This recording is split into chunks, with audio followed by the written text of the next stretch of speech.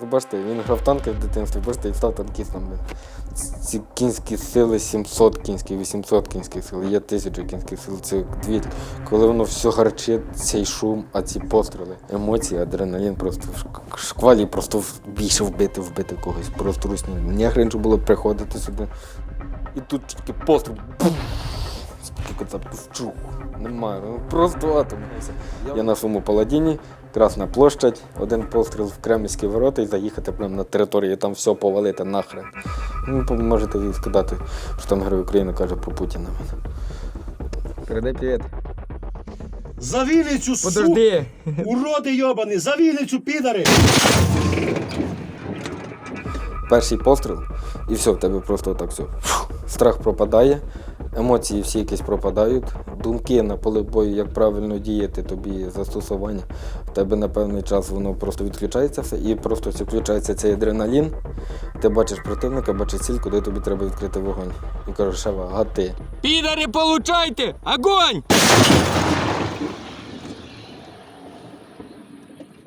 Ай, гарно, єбаний в рот нахуй. Я добре запам'ятав, я приходжу до своїх хлопців, кажу, так, треба виїхати, там кулемет, треба його подивити, щоб хлопці наче продвинулися, взяли позицію. Да, ну все, командир поїхали, каже, я їду першим, ви їдете заду мене, от на цьому місці розгортаємося, починаємо каруселі, на місці ніхто не стоїть, наносимо вогневороження, розгортаємося назад, виїжджаємо.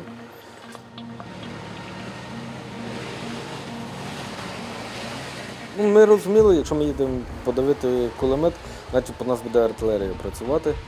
Ну, те, що там відбувалося, я ніколи не забуду. Виконавши задачу, вернувшися в район розташування свого, зібравши хлопцями, мій механік-водій підходить до мене і каже, командир, ніфіга собі там був кулемет. Я кажу, ага, ти бачив? Я кажу, давно, прямо переді мною гахнуло. Кажу, ну да, ну ти знав, що там буде?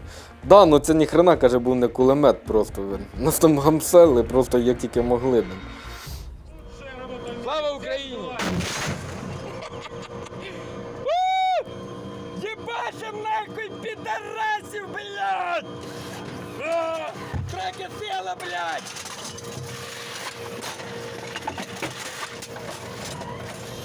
Так завжди в нас вийшло, що ми виїжджали і стріляли коло позиції наших піхоти. Да, вони було їм страшно, кажуть, хлопці, це було щось. Коли виїжджають 3 танки, просто починає гамцелити, отак один за одним. І з тої сторони все летить, все горить, і перехват кацапів. Там танки, вони нас розбирають, всі крики, тут просто хоп, переривається зв'язок. Ми розуміли, що ну все, нема того командира. Да, були задачі, які було нереально, наприклад, там виконати. Були задачі, які успіхом не закінчувалися. Ну, таких задач було мало, тому що я розумів, якщо ми не виїдемо, там нашим хлопцям-піхотинцям набагато буде важче тримати ту оборону, щоб проводити, наприклад, якісь штурмові дії.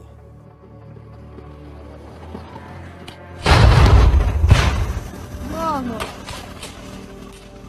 Зі своїми кожним наводчиком, який був в мене в підрозділі і є в даний момент, я з кожним сидів окремо в башні. Кожного навчав особисто, своїм головним сержантом, своїм наводчиком. Тому що якщо якісь бойові дії, зіткнення напряму, я тільки виїжджав одним екіпажем.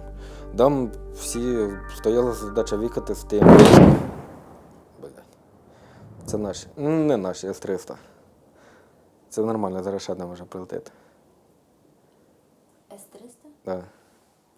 Їхня? Да. Господи, а куди ж це вона прилетіла? Десь 2 кілометри звідси. Боже, це так голосно. Ага. Воно інколи передергує. Обично привик до цього, але коли ти на розслабоні розказуєш, що ти тут отак. Коли якась повсякденна діяльність, ти не відчуваєш цього. Ти просто людський організм. Да, спочатку було, ти дергався, ховався, десь намагався. Добре пам'ятаю. Ми тут стоїмо з Десірчим Дмитром Леонідовичем. Ну, від нас метрів 300 падає. Ми так стоїмо, кажуть, ти бачив, в'їбали? Кажу, ага. Пішли подивимося, що там таке. Ми... Кохатись не будемо зараз? Та ні, то нормально все. Ми приходимо до цієї дирки, дивимося і кажуть, диви, як воно гахнуло. Кажу, ага, давай заліз, десь фотографії є. Боєприпаси нахуй, блядь. Це так танкісти боєприпаси розгружають. Нові ящики, блядь, тару, блядь. А платити хто за тару має? Командир, блядь?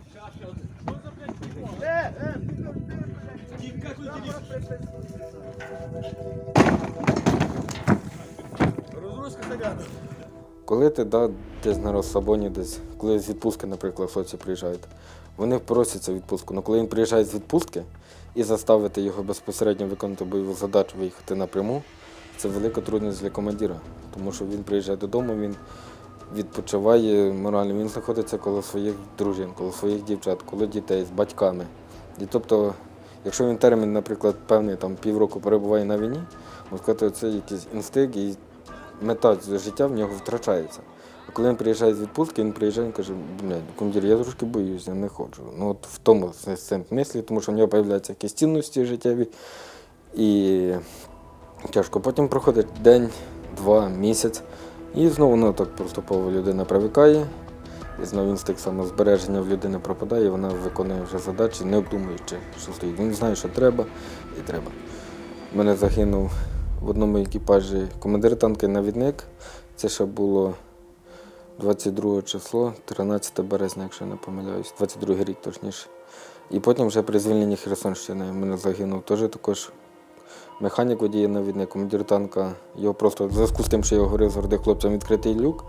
І просто при детонації боєкомплекту танка, командира танка просто викинули з люку, він лишився живий. Да, в нього, я не знаю, як він лишився живий, доктори, у нього 70% опіків в шкірі було. І я розумів, що це я не зберіг, і для мене це дуже було важко, і тому що навіть з самих перших днів Антонівський міст я йшов перший. Мої танчики по боках від мене катаються, маневрують, стараюся, щоб в них артилерія не попала. Ні, один я виїхав, став на дорозі і давай отак половину боєкомплекту розсандалювати в боєкомплект. Я вчив всіх, що так не можна робити, а сам робив навпаки.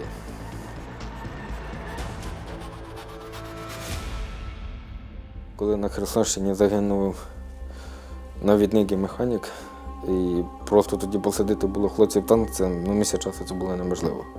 Я боюсь його, я в нього не сяду, я не поїду. Я розумію, що задачу треба виконувати, я сідав сам, їхав. Потім хлопці приходили до мене, командир, я з тобою, я з тобою, я з тобою.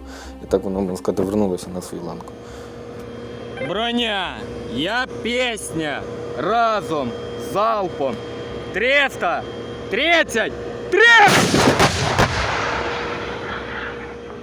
А коли поступав в академію, я взагалі поступав на факультет артилерії, другий факультет, це артилерійська розвідка. Ну, коли я поступив, я розумів, що це романтика все, я не хочу. А нас, коли ми поступили, у нас командири взводів, третій курс, були танкісти. І якось воно так перетягнулося, я грав в World of Tanks, навіть менший брат говорив, каже, коли став героєм України, з нього так теж там кадрі десь проминуло, каже, я ж кажу, бачите, він грав в танки в дитинстві, бачите, і став танкістом. Ну, всі жартують, я не знаю, якось так воно спочатку було. Ну, танкісти, коли перший раз насів цей танк, це може ці кінські сили 700 кінських, 800 кінських сил, є 1000 кінських сил, це дві. Коли воно все гарчить, цей шум, а ці постріли, цей адреналін, просто, тому що танк на полі бою, це по ньому летить все. Від стрілецької зброї до самого великого калібру. Ще тільки не вистачає десь коло моря воювати, щоб по наші корабельні пушки лупили. А так по танку летить все, що попало.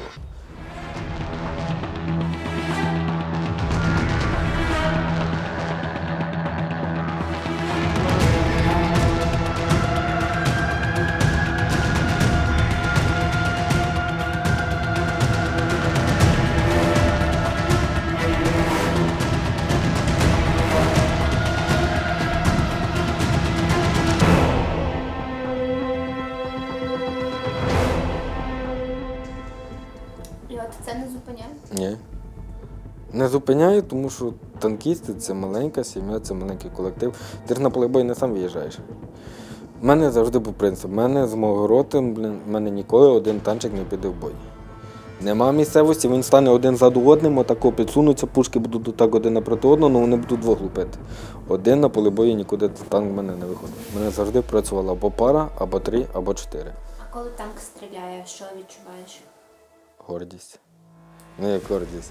Емоції, адреналін, просто в шквалі, просто більше вбити когось, просто русні. Нахрен було приходити сюди.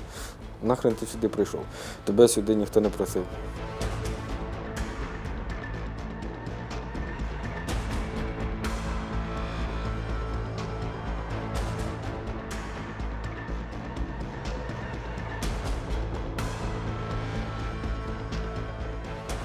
Був такий цікавий момент у нас на Херсонщині. Я ставлю задачу своєму підрозділу, ми виїжджаємо. Ми тоді 4 танками виходили, ще навіть десь є відео. І отак я пам'ятаю, добре кажу, так, буде бігти один кацап, по ньому не треба стріляти з танкової гармати. У вас є кулемет, блядь, хтось побачить, що стрельне, піде снаряд, буде шукати, купляти сам. Всі все поняли, все усвідомили завдання, все поняли. Вони виходять, і я просто бачу асфальтна дорога і біжить один кацап, просто до сусідньої позиції. І тут тільки постріл, бум!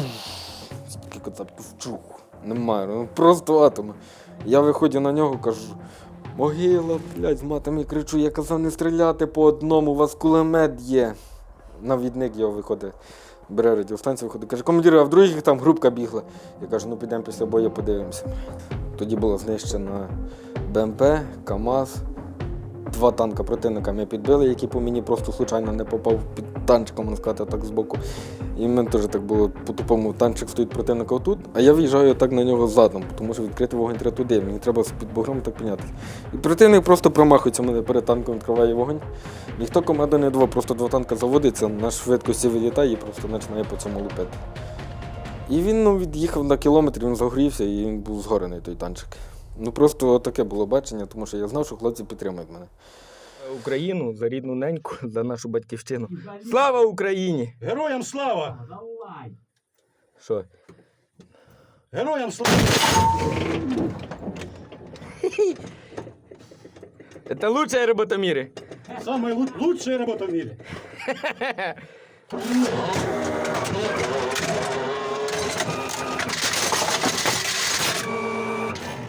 Якось вплинула ця нагорода от, на ставлення людей навколо. Збоку до мене, можливо, так. Да.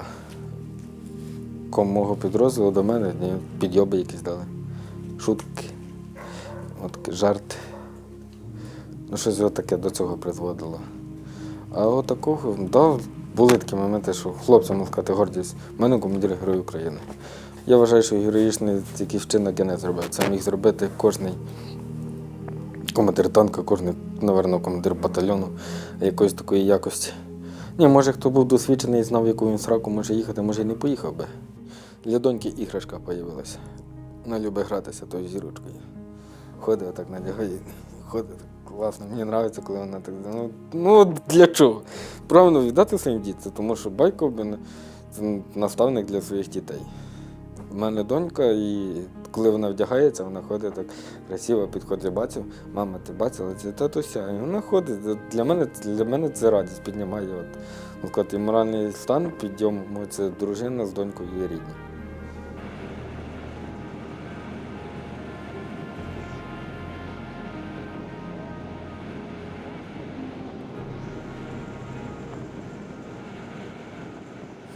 Ненавиджу ту людину, яка віддала ту вказівку. Я не знаю, бажання таке зустрітися з ним, я не знаю, що зробила. Може, ще одного героя дали посмертно би. Бажання в мене є, мій танчик, любимий танчик, який я завжди, мене такі мрії. Може, навіть сон снився. Я на своєму Паладіні, Красна площадь, один постріл в Кремлівські ворота і заїхати прямо на територію, там все повалити нахрен. Повністю все. І мавзолей, і все, що там нічого не було. І побачити цю скотину. Ну, можете їй сказати, що там Герой України каже про Путіна. Ненавиджу просто стільки жертв, до чого він призвело. Просто старий маразматик. Може і не можна так говорити, я так не бачив, що хтось говорив. Ну, просто злість до цієї людини невиносимо. За втрату тих хлопців, всі, які загинули, ніхто ніколи не пробачить.